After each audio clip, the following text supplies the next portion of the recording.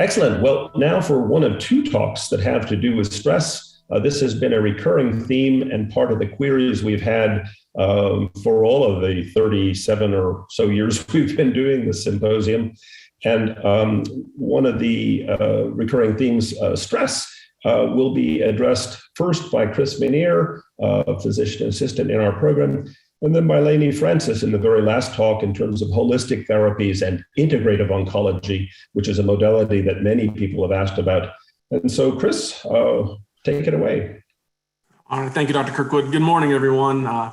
Thank you for joining us today from all around the country and all around the world.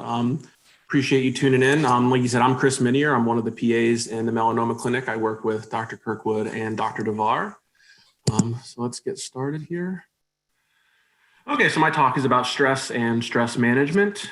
So what is stress? Webster defines stress as a physical, chemical, or emotional factor that causes bodily or mental tension and may be a factor in disease causation. Stress can also be a state in which homeostasis is threatened or perceived to be threatened. So really, what can be a stressor? What is a stressor? And the short answer to that is anything can be.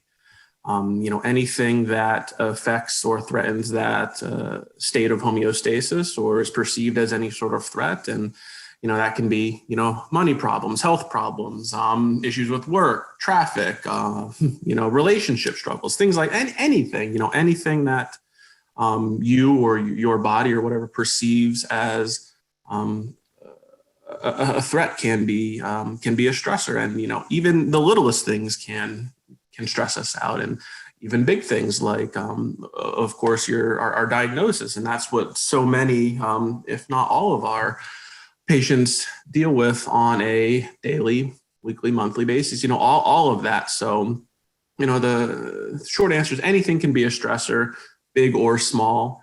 And obviously in our patient's case, it's their melanoma oftentimes. And so how does your body respond to stress?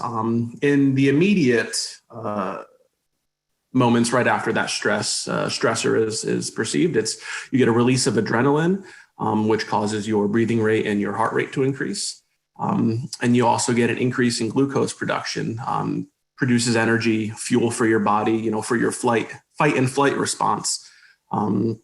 So that's what happens in the short term of a stress, is your body's getting ready to react and to fight that stress or whatever it may be. But there's also long-term effects of stress, prolonged exposure to a stressor or prolonged moments of feeling stressed can have absolutely negative effects on the body, and they can affect your mental health. Obviously, being depressed, anxious, things like that. Can affect your heart. Heart disease is a big component of long-term stress.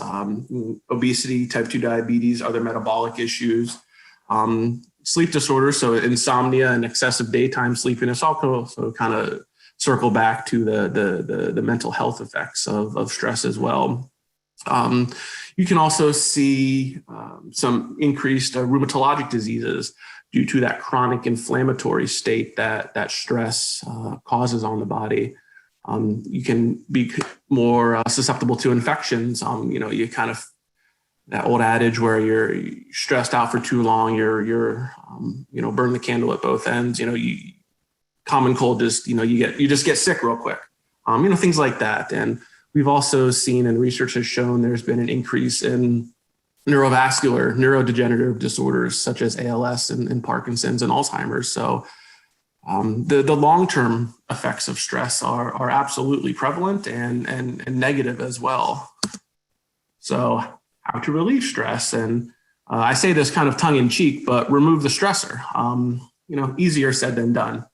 Obviously, if you're having any sort of, relationship issue, money issues, things like that, that can sometimes, winning the lottery, things like that, doesn't always solve the issue, but, people think, oh, I get a bunch of money, I'm going to be happy. Not always the case. And especially in our patients with their diagnosis, that melanoma diagnosis, unfortunately, sticks with our patients sometimes forever, even no matter how well they're doing years and years out, or how poorly that diagnosis can absolutely always stick with our patients. So, that's why I say it tongue in cheek, because you can't always remove that stressor, especially when you're talking about, a melanoma diagnosis and things like that. But there are ways to kind of relieve that stress.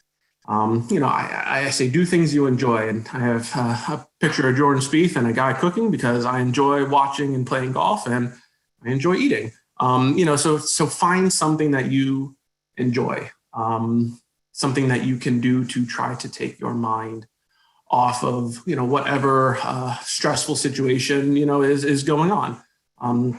If you can't always remove that stressor completely from your life, such as the melanoma diagnosis, but you can try to improve and kind of get rid of the stress a little bit. And there's some separate ways or other ways to kind of manage that stress. And Dr. Francis is going to speak a little bit about the integrative oncology program a little bit later this morning.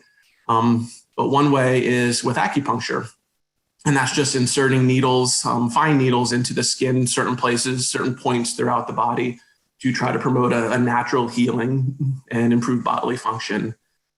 There's also aromatherapy, which is essential oils and scents that help to, improve your mood and your state of well-being. There's meditation and yoga, which sometimes go a little bit hand in hand, are rather similar techniques, but meditation is where you just kind of deliberately focus your mind and attention to promote a sense of calmness and relaxation. And then yoga is using body positions, also with a little bit of posturing and meditation to promote that physical and emotional well-being. And this is just a small picture of the health and wellness suite and studios on the third floor at Hillman, with the integrative oncology program that I said Dr. Francis is going to be talking about here shortly. So she'll give a little more information on that, but that's one resource that our patients at Hillman have available to them, and I know we have referred many patients up there, and it's a great program that she's running there, and just so beneficial to our patients. So thank you very much for listening, and what questions can I answer? Excellent, Chris. Thank you so much for that